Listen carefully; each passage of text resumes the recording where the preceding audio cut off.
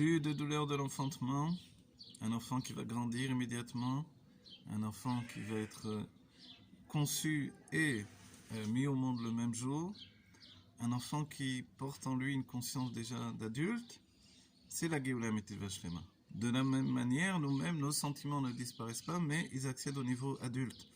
Nous sommes des adultes parce que nous sommes enfin libérés de l'étreinte de l'exil, qui nous donne toute cette notion d'enfermement au niveau de notre conscience. Notre conscience, c'est la problématique de la Géoula. Libérer la Shrina de l'exil, c'est libérer la Shrina, la présence divine, de notre enfermement dans la conscience de la réalité. La réalité amitite, c'est le travail du Rabbi. La réalité amitite, réelle, c'est la réalité divine. Tout est Dieu, enon milvado. C'est ce que nous devons vivre. Nous devons déjà en prendre conscience et entraîner cette conscience vers la réalité. Faire fusionner les deux niveaux de date. La conscience supérieure où tout est Dieu, la conscience inférieure où j'existe, j'ai une famille, j'ai des enfants, j'ai des plaisirs dans ce monde. Les deux peuvent se conjuguer, il n'y a pas de crainte à avoir. Pénétrer dans la Géoula, c'est pénétrer dans le bonheur absolu. Le Beth Amikdash sera fait de tout le travail que nous avons fait dans cet exil, fait comme dans le sens de créer de nos mains, par l'effort de notre travail pendant des siècles. Barzel, le Beth Amikdash sera fait de Barzel. Ce sont les initiales, nous dit le Rabbi, de Bila, Rachel, Zilpa, Véléa, Barzel. Ces quatre imaot représentent justement l'avènement d'une nouvelle époque. L'impureté sera débarrassée du monde. La femme n'aura plus à cacher la sainteté qui se trouve dans ses cheveux parce qu'on sera débarrassé de la yénika des forces du mal. Il n'y aura plus d'emprise des forces du mal. Il n'y aura plus ces notions de lutte contre le mal que l'on voit dans le Zohar ou dans la Halacha, etc.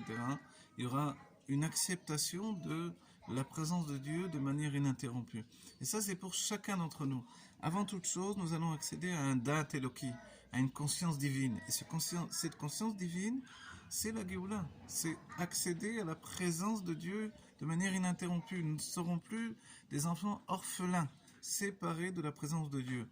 À ce moment-là, on pourra être libre, voler dans le ciel, vivre avec les anges, voir ce qui se passe dans les mondes divins, voir comment Dieu est présent dans toutes choses, créer des empires de bonheur, de plaisir, et en ayant tout le bien tangible et véritable pour chacun d'entre nous, chaque juif, dans sa maison, qui est un domaine.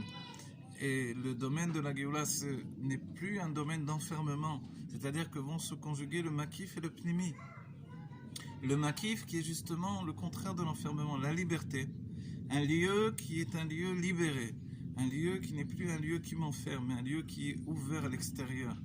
Et ce lieu, en fait, qui est un lieu qui conjugue la limite et l'infini, c'est vraiment le lieu de la Géoula. Notre maison de Géoula sera ce lieu-là où l'on vivra avec une pleine conscience de plaisir absolu. Et l'on sera vraiment tous dans le bien-être véritable. On pourra enfin aimer concrètement, aimer complètement les gens que l'on aime aujourd'hui et que l'on aime mal parce que l'exil nous ronge, parce que l'inquiétude, parce que les soucis de la parnassa, de la subsistance, etc. Alors, accéder à la Géoula, c'est accéder au bien-être profond, et chacun a droit à cette Géoula. Tous les juifs seront dans la Géoula, et tous les hommes de bien de la terre, tous les animaux, tout le niveau du minéral, végétal, animal, tout pénètre dans la Géoula, parce que la Géoula, c'est la Géoula avant tout de la Shrina, de la présence de Dieu.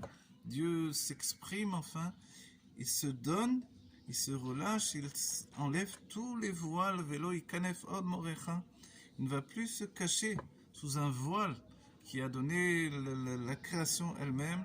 Il va se libérer et nous libérer en même temps.